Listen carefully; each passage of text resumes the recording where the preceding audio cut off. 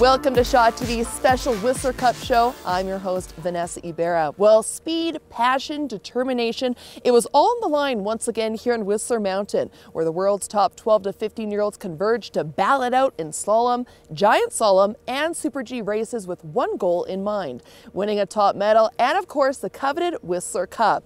So was Austria able to hold on to last year's reigning title, or did Canada snatch it back once again? As they say, it's anyone's game. Join us for the next 30 minutes here on Shaw TV as we highlight the best of this year's 23rd annual Whistler Cup.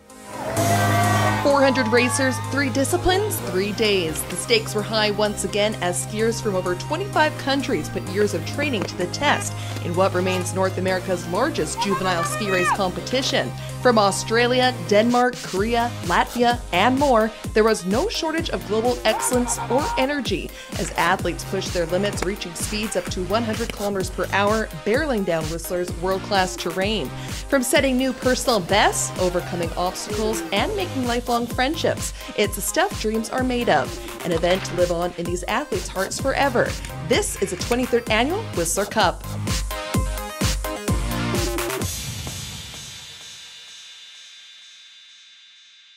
Now, no world-renowned event would be complete without a parade to kick off the festivities. With this year's Whistler Cup, the first to be live-streamed, the world's eyes were on Whistler, where young ski racers, Olympic medalists, family, and friends gathered right here in the Olympic Village to kick off the weekend with no shortage of fun. The 2015 Whistler Cup brings together 26 nations to compete. We're from Argentina. Great Britain. I'm from Serbia, Belgrade. Norway. Thailand. We're originally from Canada, but we're representing Romania. Representatives of those countries marched through the streets of Whistler Village on night 1 for a celebratory parade with the Cup. The cheers are loud and the smiles are wide as everyone anticipates a weekend of fun and excitement. I'm really excited. There's not very many special events like this that you can see these children in their first international experience. To come back here and see all the young racers from all over the world here in my own backyard, it's pretty cool. It's just a great atmosphere and there are loads of people and it's a really good experience for everyone. Have some fun and enjoy the place and have a good race. Probably getting to know all the people from different places. And yeah, just giving it all I got out there on course. And amongst all the new friendships being made this weekend, there's always that challenge of figuring out what countries to cheer for. The Norwegians look pretty good. We're very friends with the Chile team. Brazil, I like. I have to go Grouse Mountain. They're my favorite. Fellow Canadians, there's a Ukrainian person I'm rooting for. Probably Canada. I like the Canadians. Canada, because we like Canada. I like everyone. And of course, first and foremost, you've got to cheer for your own nation. Go Canada! Let's go, Brandon! Let's go! Serbia. Haydi Romania! Vamos, vamos, Argentina!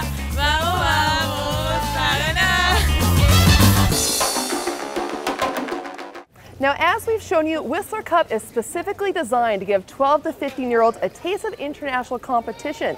Manny Osborne Parody and Morgan Preedy, just 2 of the over 250 Olympic and World Cup athletes to get their start right here at the Whistler Cup. Well, this is the 4th time the athlete in our next story has competed at the Whistler Cup. Managing the course's speeds, twists, and turns has become second nature. Turns out it's his nerves he has to worry about come race day. It's a ride that for 14-year-old Jack Forsyth has become his routine as brushing his teeth. The competitive alpine skier heading to the top of Whistler Mountain to take part in his weekly training sessions. Monday, Tuesday, and Wednesday I'll go to school, and then Thursday, Friday, Saturday, and Sunday I'll do my ski club's on-hill training. Growing up in Whistler, both parents local ski instructors, it's no surprise Forsyth's first steps were practically on skis. His first actual memory stepping foot on this mountain at the age of 8. My dad was going to let me skip school to go skiing with him on my birthday. and I was so excited I couldn't sleep the night before. I loved skiing in the powder so much. Like, my heart grew towards the sport. I just fell in love with it. Forsyth joining the Whistler Mountain Ski Club at the age of 11, consistently placing top 10 in slalom, giant slalom, and Super G races throughout Western Canada. Warming up for his next run, it's here he hopes to nab his next career highlight, competing in the 23rd Annual Whistler Cup after placing 5th in last year's GS. I think last year my 5th place at the Whistler Cup would probably be my proudest accomplishment. When I crossed the finish line, I was so happy, and I was so proud to represent my club and represent everyone who supports me in the community. With over 20 countries taking part in April's event, this being Forsyth's 4th year returning, for the Whistler teen it doesn't get any better than competing against the world's elite 11 to 14-year-olds on home turf. It's incredible. All the other best ski racers from around the world are coming to my hometown, so that makes it super special. It's great to watch other racers to evolve your own skiing. You can take some of the techniques they're using. Forsyth and his teammates logging countless hours practicing those skills. With Cup course speeds reaching up to 120 kilometers per hour, the focus come race day is simple. I'm trying to make it down to the bottom. The biggest part of ski racing is making it down to the bottom. You focused on keeping the skis running cleanly across the snow. A sport just as mental as it is physical. I think the biggest challenge is dealing with your nerves in the start gate. I get my friends to make jokes, and my coaches are quite good at keeping me calm. We've got a little bit more time to execute some accuracy. That distraction paying off, Forsyth also placing first at the 2014 Cyprus Zone Race. His next goal, making the provincial or national alpine team, and then the ultimate. I'd like to represent my country at the 2022 Olympics. It's a dream that I've had since I was probably about 3 years old. That'd be incredible.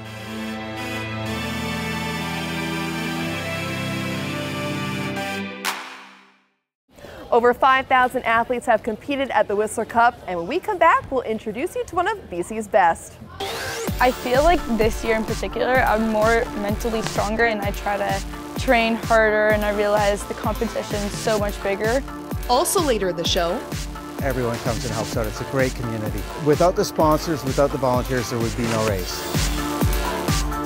Welcome back to Shaw TV's special Whistler Cup show. I'm your host, Vanessa Ibarra. While many of this year's racers, such as the ones behind me, have practically grown up on the mountain, for Kristina Natalenko, it's a bit of a different story.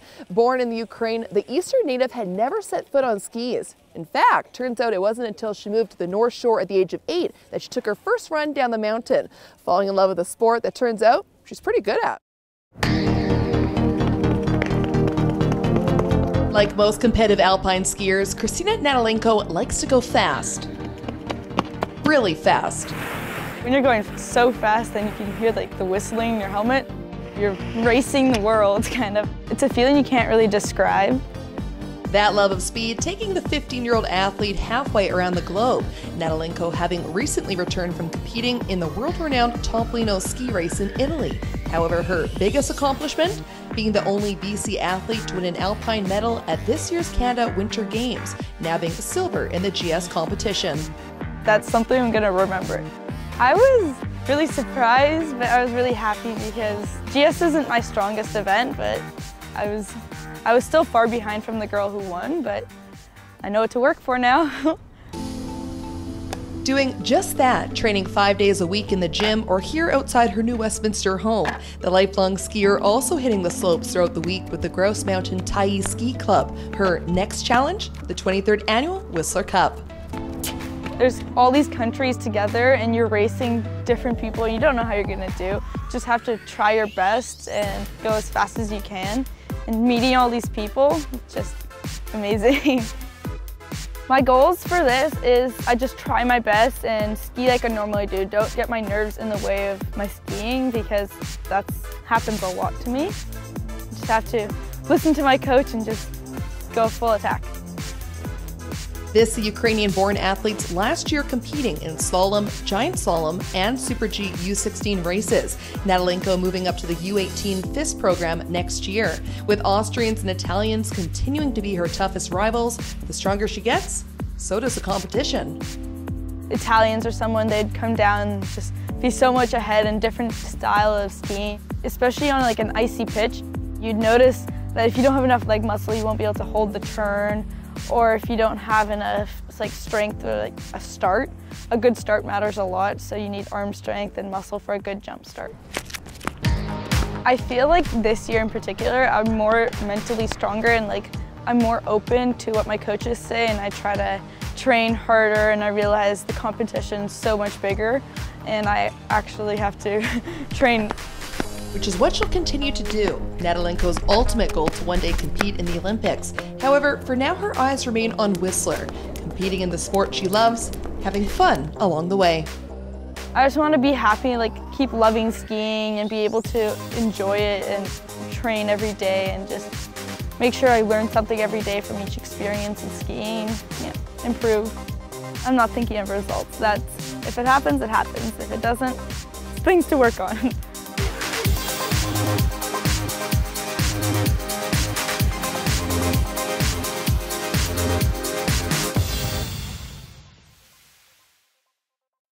Since 1992, the Whistler Cup has been helping propel athletes' careers such as Christina's to the next level. The event initially coming about after the Whistler Mountain Ski Club felt the need to bring a world-class skiing event similar to the one in Topolino, Italy, to right here on Whistler Mountain. While it's the athletes that continue to bring global attention to the event, it's the volunteers working around the clock that have made it the success it is today. From keeping athletes fueled to ensuring runs are groomed to perfection, it's a job and a joy many return to year after year. It's an act of selflessness athletes are greeted with the minute they arrive in Whistler. From handing out jackets, raking snow, judging start gates, and more. It takes over 300 volunteers to make the Whistler Cup possible, a large majority of them ski racing parents such as Switzerland's Corinne Aragoni. Today we're serving a lunchbox with either ham or beef or veggies. Corinne, one of many volunteers, getting up at 6 a.m. each day to make and hand out 450 bagged lunches to hungry racers atop Whistler Mountain. From gluten-free veggie to egg-free beef sandwiches. Working hard to ensure even the pickiest of athletes doesn't go hungry is the least this mother can do. My daughter, who is a U14, she's competing today. To me, volunteering is the thing to do in exchange of all the great work they have done for my child. Everybody's happy. That sentiment echoed further down the mountain. Dads like Rod Nichols, one of many Whistler side slippers, spending early morning till late afternoon, ensuring cup runs remain in pristine condition. What we do is we go onto the course and try and make sure that it's smooth and we remove all the ruts. It's about racer safety first, and then it's also about fairness and making sure that the course is the same for the first racer as it is for the last racer. The unexpected part for me has been the people that we've met while volunteering are just fantastic. And finally, there's the king, or shall we say chief of sound, Rob Yates. With Benjamin Alendez from Chile. The former ski racer and father of 3, volunteering as one of the main race announcers for the past 9 years. Whistler Cup. It's a job where you get to watch the skiing. I sit in a chair, I get times through the computer, live timing, so I can announce their time. I'm always complimentary to the racers, and I just really enjoy that. Here at Whistler Blackham, the greatest place on earth. Her youngest son, Dawson, hearing his dad on the intercom still catches him by surprise. Sometimes I come down and I hear him give me funny nicknames like Dawson the Legend was today, or stuff like that. It's pretty cool.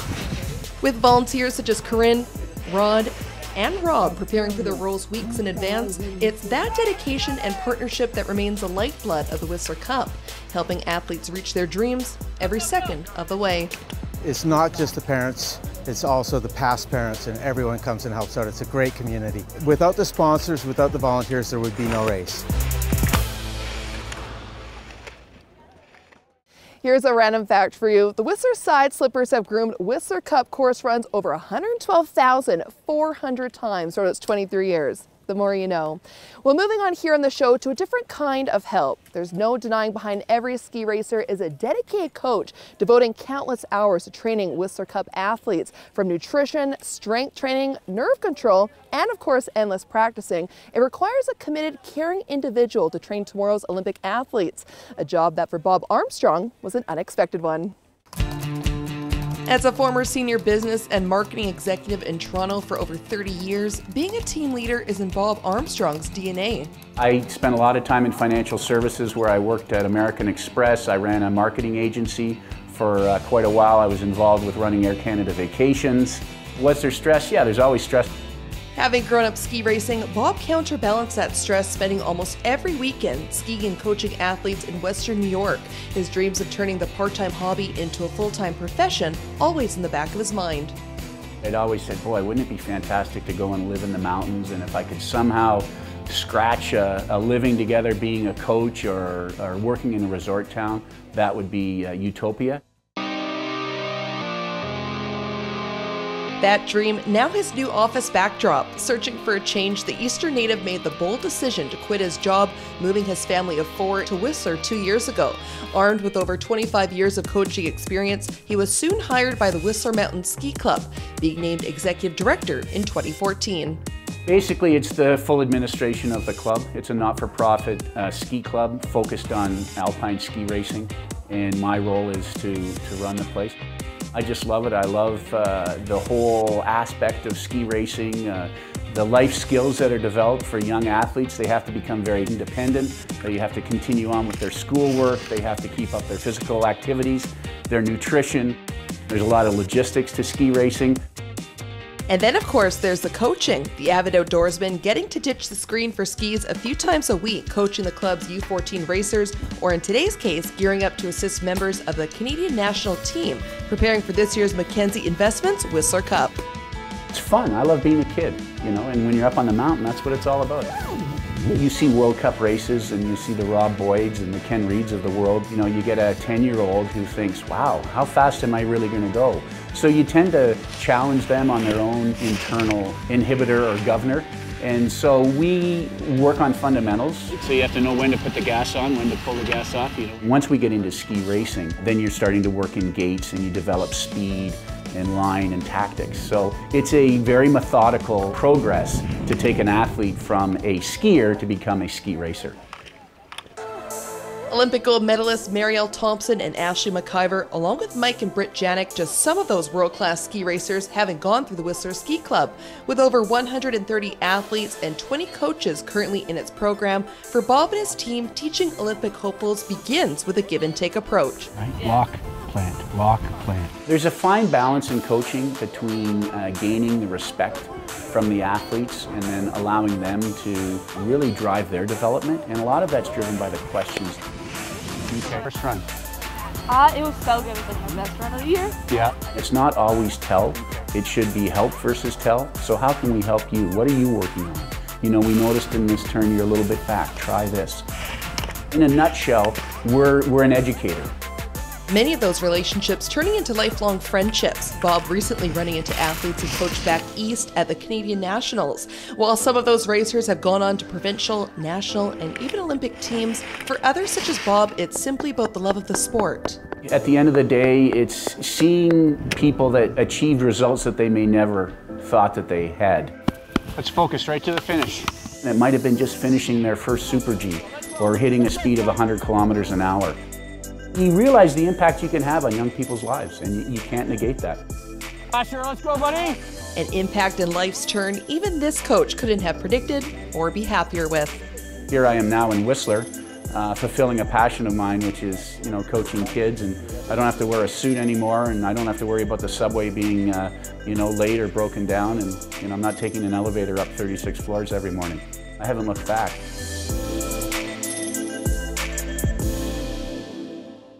So awesome to see the dedication coaches put towards preparing athletes for race day. Really good stuff. Well, don't go anywhere. The action is just getting started right here at the 23rd Annual Whistler Cup. When we come back, it's really beneficial because you get the different conditions. Juggling two worlds, the perks for one ski racer of training on Australian and Canadian soil. Also coming up, a look back at this year's winners, who reigned supreme and ultimately took home the Whistler Cup. The answer when we come back.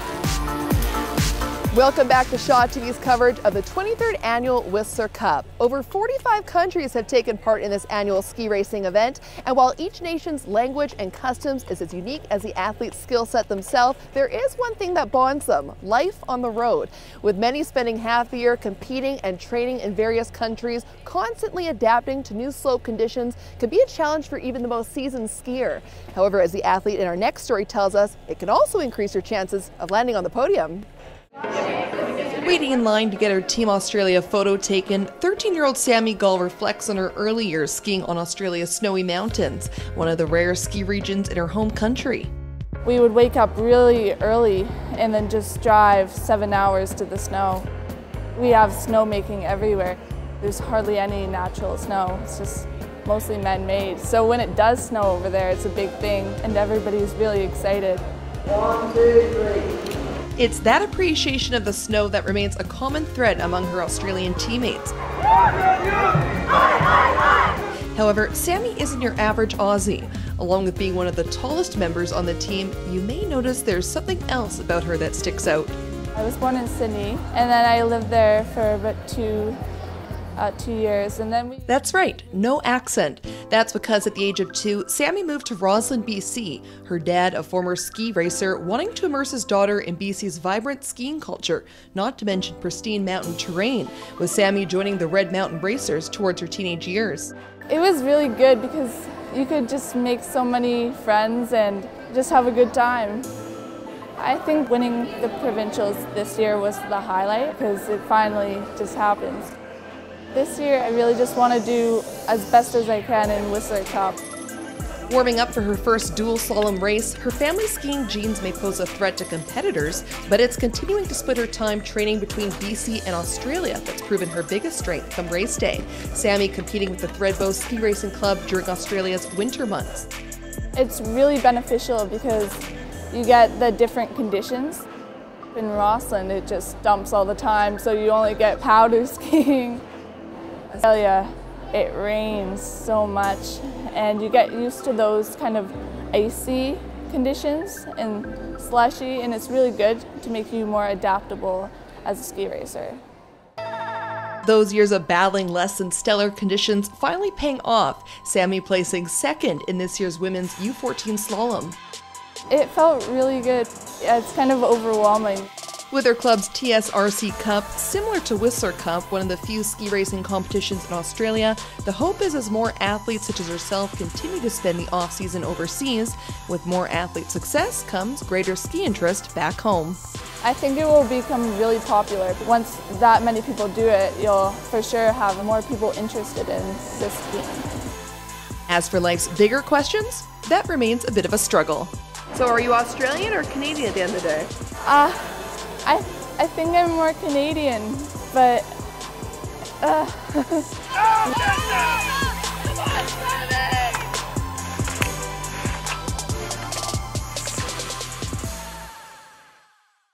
Looks like all that traveling paid off. Sammy placed 4th in this year's women's U14 dual slalom. Way to go, Sammy. Well, speaking of accolades, it was a hardware haven in the Olympic Village and Conference Center, where racers gathered each evening to celebrate the top men's and women's slalom, giant slalom, and Super G winners. The big question being, did Austria dominate this year's event once again, or did a different country come from behind to claim the coveted Whistler Cup? Let's take a look back at this year's winners. Day 1 of the Whistler Cup kicked off with the Super G. On the ladies' side, Canada's Samantha Buchner was 1/100th of a second behind second place Madison Hoffman from Australia, and Norway's Emma Acebo won, clocking in at 1:12.94. It was good conditions, but it was really bumpy, so it's tough. It was a bumpy roller coaster ride. Not gonna lie. What was the key in your success? I think since it was a pretty bumpy ride, a clean ski all the way through, really moving turns and just keeping it from falling, I guess. It was pretty bumpy going all the way down the course. On the men's side, 3 Canadians were less than a second away from silver, including BC's Kyle Alexander finishing 3rd. Norway placed 1-2 with Marcus Fosland in 2nd and Michael Solbakken winning. I went a rough line and made it to the bottom pretty well. It was insane. You would never get that back home in Norway, so it was an experience. It was a little rough, but other than that, it was pretty good all the way down. Maybe a little bit foggy in spots, but other than that, it was good. Day 2, the men hit the slalom with familiar results. Solbakken and Fosland again at the top, followed by Japan's Hitoro Hasebe. I was doing my best. Very hard course, difficult. It was good. Finally come here and win. It's very fun. The women competed in giant slalom, Canada's Catherine Dufresne finishing 3rd, Bosnian Elvedina Muzaferia was 2nd, and Czech Nikola Bubakova took the win. I'm really not expected, so I'm really happy for it. Well, it was great, and snow was great. It was ice, and I really like it.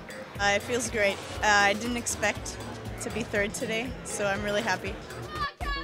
Sunday saw Dufresne recognized as the event's top Canadian when she finished 2nd, only to repeat winner Bubakova in the slalom by 92/100ths of a second. It was really good. The conditions weren't that as bad as yesterday. Yeah, it went pretty well. It was really good for me.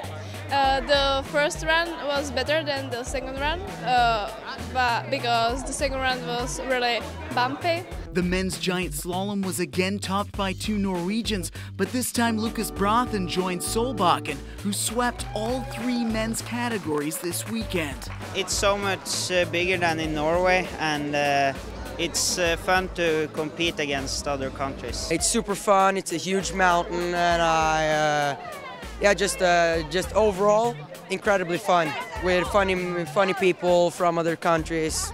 Super cool. And with that dominance on the men's side, Norway took the cup, scoring 235 points overall. The runners-up were Canada with 153 and Japan with 104. It's a good bunch of kids, and they're strong athletes, and it's a lot of competition back in Norway, or hard competition, so they're used to skiing against other good skiers.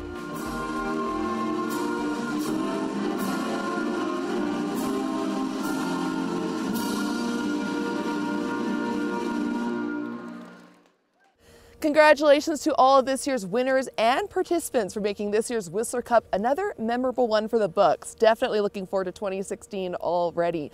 Well, that wraps up our coverage of the 2015 Whistler Cup. From myself, Vanessa Ibarra, and the rest of the Shaw TV team, we'd like to thank all of this year's athletes, organizers, and volunteers for taking part in our broadcast, and we'll see you next year.